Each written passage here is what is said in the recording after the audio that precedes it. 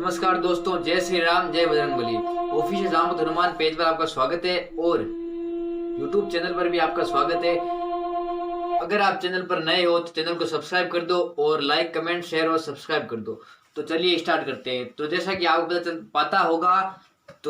पता होगा कि हनुमान जी के भक्त कितनी भी बड़ी मुसीबत में क्यों ना हो, कितनी भी बड़ी विपदा में क्यों ना गिरे हो, हनुमान जी अपने भक्तों को कभी निराश नहीं करते। अपने भक्तों का वो जरूर उद्धार करते हैं। तो हनुमान जी अपने भक्तों को कभी भी निराश नहीं देखते और हनुमान जी के भक्त कितनी भी बड़ी दुविधा में क्यों ना फंसे हो, वो हनुमान जी अपने भक्तों को किसी भी संकट में नहीं देख सकते। तो आज हम बात करेंगे एक ऐसे इंसान की जो हनुमान जी का बहुत बड़ा भक्त था और वो एक समय में कुछ गलती के कारण वो किसी दुविधा में पड़ गया और हनुमान जी का उस पर कुछ हो गया था, तो वो बहुत बड़ी दुविधा में फंस गया था। तो जानिए कि अब हम बात करेंगे उसकी हनुमान जी ने उसकी रक्षा कैसे की। सत्य घटना पर आधारित है, इसकी तहकीकात पूरी की गई है और ये कहानी असली है। तो चलिए स्टार्ट करते हैं। तो महाराष्ट्र के पुणे में एक शंकर नाम का व्यक्ति था।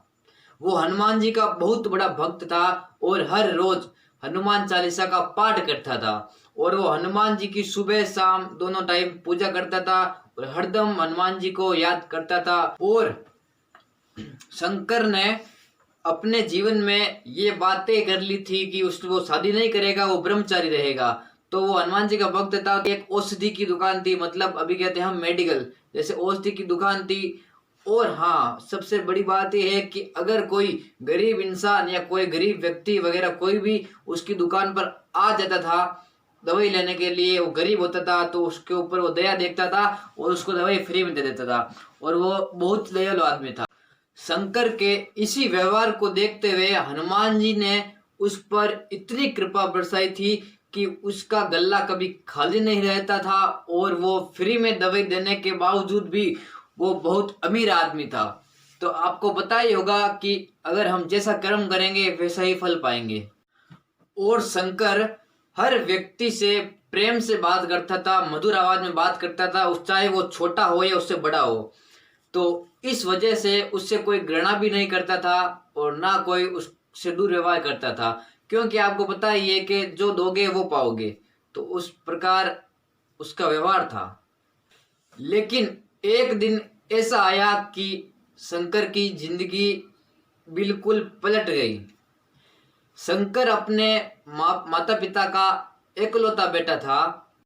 जिंदगी बदलने का मतलब ये है कि एक बार उसके परिवार वालों ने शंकर के साथ जबरदस्ती की और उसकी शादी करवाने का फैसला ले लिया था। तो शंकर ने, जैसा कि आपको पहले बताया गया था कि शंकर ने अपने जीवन में तय कर लिया था कि वो ब्रह्मचारी रहेगा, कभी शादी नहीं करेगा।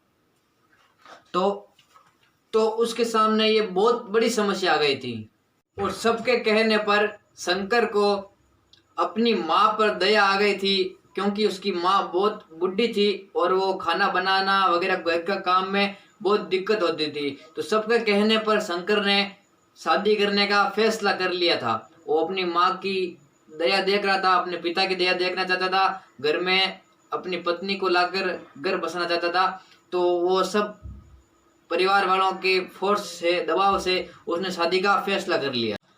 फिर एक दिन ऐसा आया कि जब शंकर की शादी हो गई। शादी होने के बाद शंकर हनुमान जी के मंदिर कभी कभार जाता था और कभी कभार ही हनुमान जी की पूजा करता था। वो अपनी शादी के बाद बहुत ही बदल गया था और अपने वैवाहिक जीवन में खुश रहने लगा।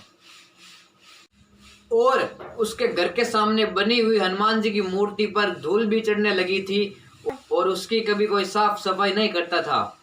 तो इसके कारण शादी होने के बाद जो शंकर के घर के सामने हनुमान जी की मूर्ति बनी थी उस पर भी कोई ध्यान नहीं देता था और ना ही शंकर ध्यान देता था। और शादी होने के बाद उस मूर्ति पर धूल भी जमने लगी थी। कुछ दिनों बाद शंकर की जीवन में और भी बदलाव आया। या तो शायद हनुमान जी उसकी परीक्षा लेना चाहते थे कि क्या ये भक्त मेरा सच्चा भक्त है। कुछ दिनों बाद उसकी दुकान, मतलब जो मेडिकल औषधि की दुकान थी, उस पर सारे गरीबी लोग आने लगे। तो सारों पर दया देखते देखते सबको मुफ्त में दवाई देने लगा। तो ऐसे ज़्यादा दिन नहीं सह पाया वो, और उन पर जो गरीब लोग आते थे उन पर गुस्सा करने लगा। तो किसी को मुफ्त में दवाई देना बंद कर दिया था सबको। फिर एक बार ऐसा हुआ कि जब एक व्यक्ति औषधि लेने, दवाई लेने शंकर की दुकान पर पहुंचा, तो शंकर की दुकान पर पहुंचने के बाद शंकर के चिड़चिड़ापन के कारण उसका दिमाग थोड़ा सही जगह पर नहीं रहता था। तो उसने एक व्यक्ति को गलत दवाई दे दी, जिसका परिणाम बहुत ही बुरा हुआ। उसके परिवार, जिसको दवाई दी थी, उसके परिवार वाला खत्म हो गया था, और उस परिवार वाले ने शंकर के ऊपर थाने में केस कर दिया था। केस होने के बाद शंकर की दुकान के ऊपर ताला लग गया था। पुलिस ने ताला लगा दिया था और शंकर को दुकान बंद करने का आदेश आ गया था। कुछ दिनों बाद शंकर के पिताजी की हालत बहुत खराब हो गई थी, और अपने पिताजी के इलाज के लिए इतने पैसे लग चुके थे कि शंकर की तिजोरी खाली हो गई थी।